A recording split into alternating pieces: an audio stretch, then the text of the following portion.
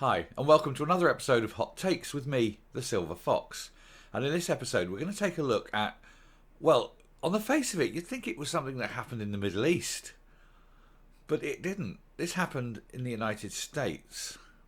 And it's an appalling abuse of power. It's an appalling treatment of a girl. It's complete victim shaming. And I think you'll agree it's totally morally, ethically, and probably legally wrong. But we'll take a look at it. But the nub of the matter is, it's a girl, a student. She's 22 years of age, and she goes to a college. In the college, she is attacked. By attacked, I mean the R word. And then the college throws her out for having premarital sex. They said that the R counted as premarital sex, and they threw her out. And this is in the United States. This isn't some third world, backward, misogynistic culture. Well, maybe it is, apart from the third world bit, but certainly misogynistic and backward. Anyway, we'll take a look at this article. It is appalling, and I feel sorry for the girl, but certainly needs to be sort of highlighted. So yeah, let me put it down. I'll put myself down in the corner. We'll take a look. So this is an appalling, as I say, it's an appalling abuse of power, and I really could not believe what I was reading as I was reading it. It's astounding. It's astonishing. It's unbelievable that in this day and age, this kind of thing happens. But it's further evidence, of course, of what this channel stands for. I mean, it's further evidence that women are considered second class by administrations, by executives, by any kind of authority. And we've covered this certainly in education before. We've done various universities in Britain. And now it seems in America it's not a British problem. It's a Western world problem where women are being cancelled because they're deemed to be worthless. It's the only explanation that these people in authority deem women as worthless.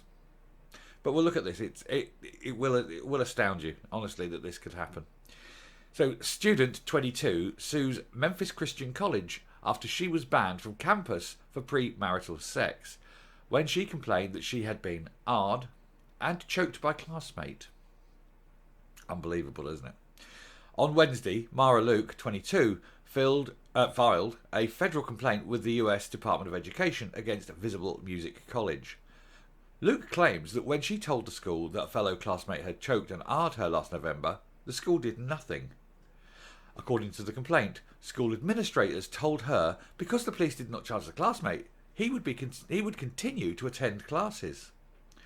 Luke claims school administrators accused her of breaking school rules against the premarital sex with another student, despite her denying having sex with him. She says the accused classmate told school officials she had sex with her ex-boyfriend that semester, and the school said she faced discipline. Luke says the school threatened to have her expelled unless she signed a confession and finished the school year remotely.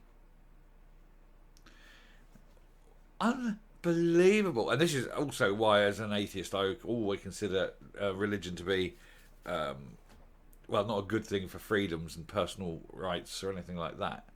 The controlling that they have over them. But she is the one who is r'd and attacked, and yet she's the one being punished by the school. Anyway, going into it.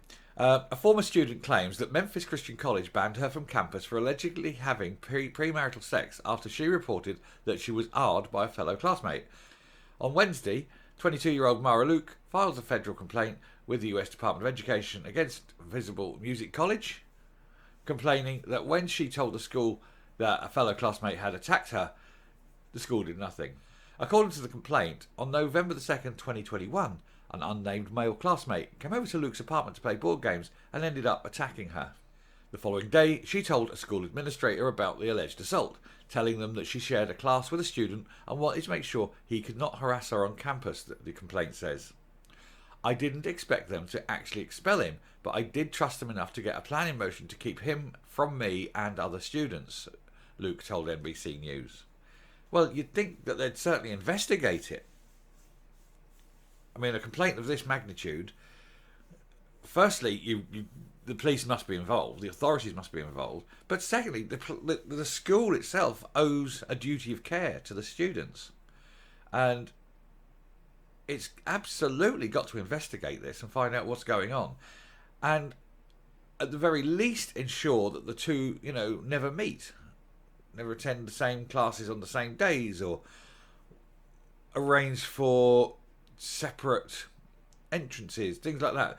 The college needed to ensure that she was protected from him, and also to keep him away from any kind of retribution. I mean, the duty of care will work both ways. We've got to accept that. But this is appalling. This.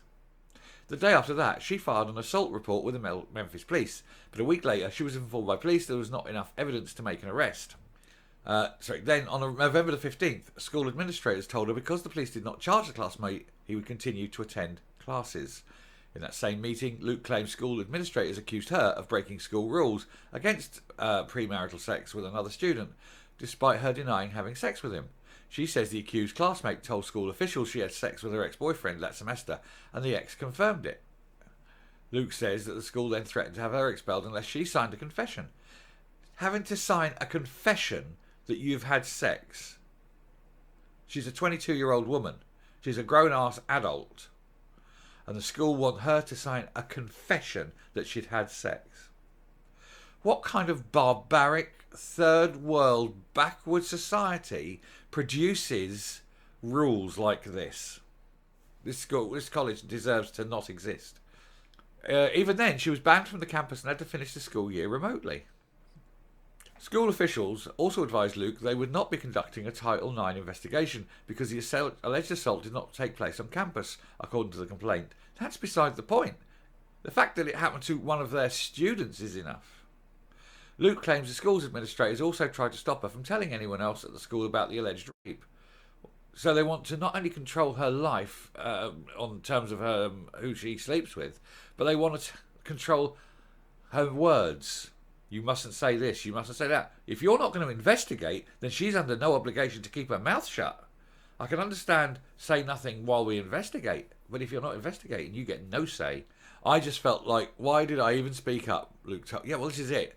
You're making it more difficult. The college has to realise that, okay, this time maybe there wasn't enough evidence, but next time there might be. But the girl who was attacked next time, and the girl after that, and the girl after that, we'll just look at what's happened here and go, well, there's no point in me complaining. School ain't going to do anything. And so serious assaults, and possibly worse, may happen. And nobody's going to say anything because the school have a policy of, we don't want to hear it. Will you shut up? You're only a girl. We don't believe you. What is wrong with these people? Anyway, the complaint is asking the Department of Education to look into whether the school violated the Clery Act, a federal campus safety law requiring colleges to support victims of campus crimes, and whether the school discriminated against Luke under the Gender Equity Law, Title IX. Yeah, absolutely they did. They absolutely broke the law here. As I say, they have a duty of care. And the fact that they're telling her to shut the hell up. Oh, yes, you're attacked, but shut up, girl. Because we don't want to drag the school name down, rather than investigating it. And as I say, making it harder for the next victim and the victim after that and the victim after that. I mean, they've just given this college has just sort of signed an R charter. Visible has retaliated against Mara in numerous ways, her complaint said. Instead of investigating the attack and providing support to Mara, Visible punished Mara for coming forward. Ultimately, Luke refused to sign the pastoral care contract and ended up wrapping up the full semester online, then withdrew from the college just 9 credits away from attaining her bachelor's degree, NBC News reported. The school has not addressed any of the allegations, but school president Ken Stortz, who said he has not yet seen the complaint, told... He's the school president, he hasn't seen the complaint. Well, he's not doing his job, is he?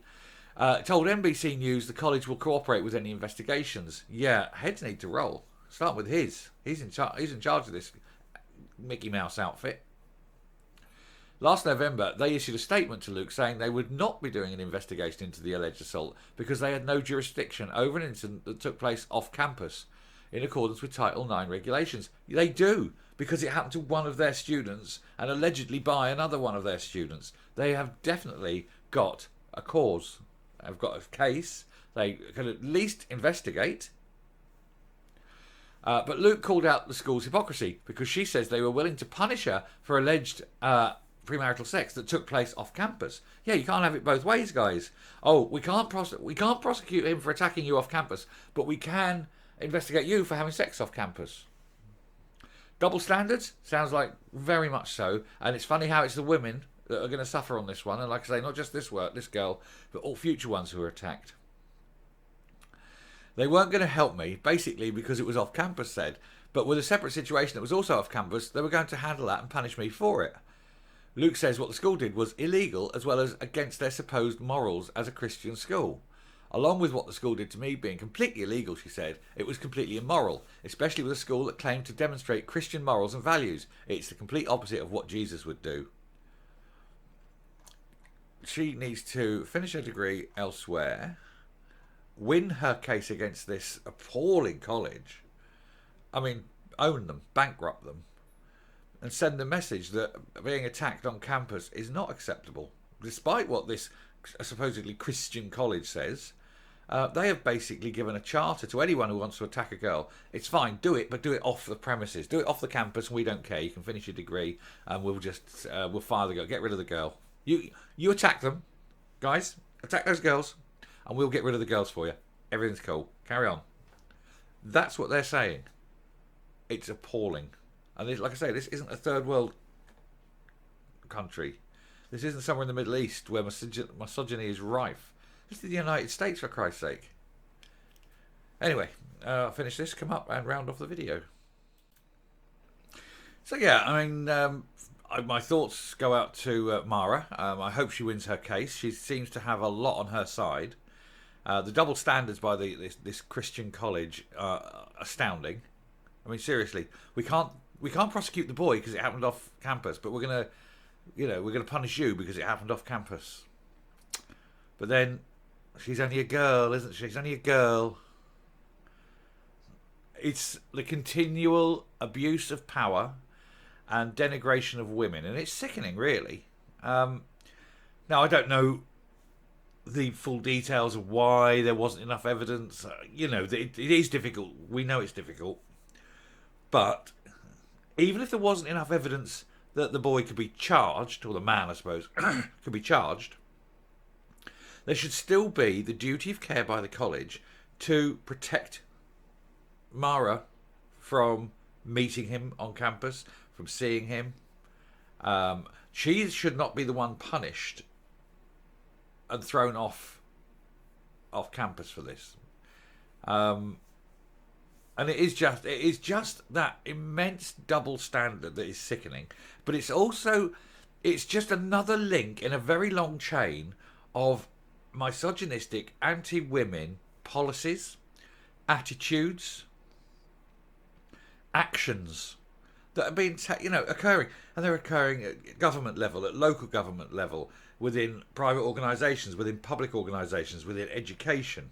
You name it. This sort of thing happens. Sports. I mean, this channel, when I started what I was doing, I sort of landed on this subject, and the more I've done of it, the more ingrained, and the more deep, and the more widespread I find this sort of thing to be.